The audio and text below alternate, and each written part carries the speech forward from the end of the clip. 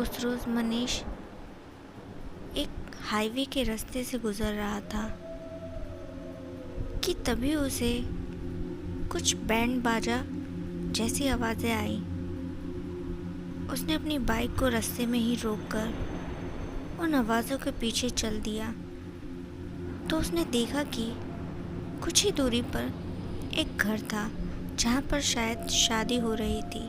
वहाँ से नाच गाने की आवाज़ें आ रही थी और वो घर काफ़ी ज़्यादा सजा हुआ था। और फिर जब मनीष जो था उस घर में पहुंचा तो वहाँ का नज़ारा एकदम ही अजीब था। वहाँ पर लोग एकदम शांत बैठे थे। ये हो कैसे सकता था, क्योंकि मनीष ने तो अभी थोड़ी देर पहले नाच गाने की आवाज़ें सुनी थी। मनीष वहाँ पर एक आदमी को देख उससे कुछ कहने ही वाला था कि वो आदमी झट से उसे ले जाकर जो बाकी सब लोग थे उनके साथ खाने के लिए बैठा देता है। तो मनीष उसे काफ़ी मना करता है, लेकिन वो आदमी कुछ अजीब सा लगता था। वो उसकी बात सुनने को तैयार ही नहीं था।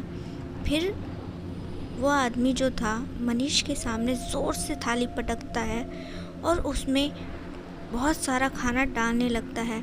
मनीष उसको मना करता है।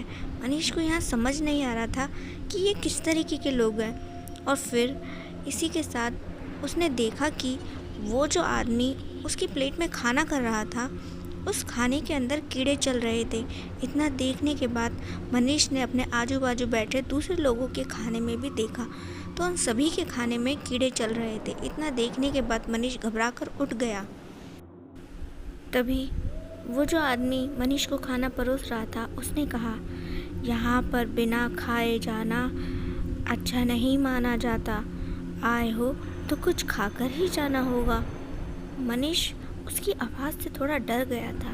बड़ी ही भयानक आवाज़ थी। और तभी उसने देखा कि जो शादी में बाकी लोग हैं वो भी अचानक से ही उसकी ओर बढ़ने लगे हैं। तो ये देख मनीष थोड़ा घबरा गया। उसने कहा, तो तुम लोग ऐसा अजीब सा बर्ताव क्यों कर रहे हो? तो उन्हीं में से जो एक आदमी था वो कहता है, शादी में आए हो तो खाना ही पड़ेगा। इसके बाद जो था वो मनीष की ओर उसे पकड़ने के लिए बढ़ने लगे।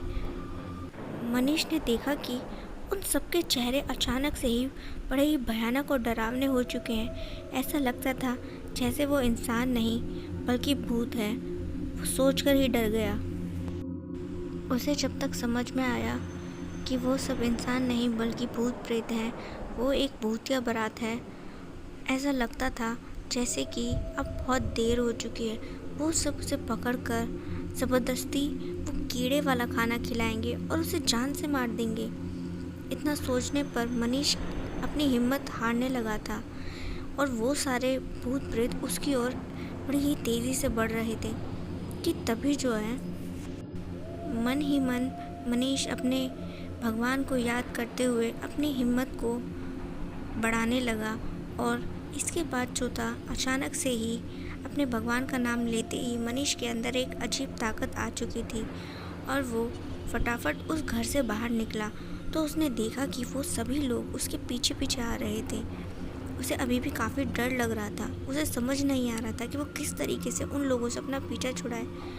तो जैसे ही वो उस घर से बाहर निकला उसने देखा कि वो सभी लोग उसके पीछे आ रहे हैं। तो वो जल्दी से वहाँ से निकलते हुए अपनी बाइक पर बैठकर उस रास्ते से निकल गया। और बाद में जाकर किसी से पता चला कि उसे उस रास्ते पर भूतिया बारात लोगों को अक्सर दिखती है और अगर कोई उनके घर में चला जाए तो वो उसको जान से मार देती है।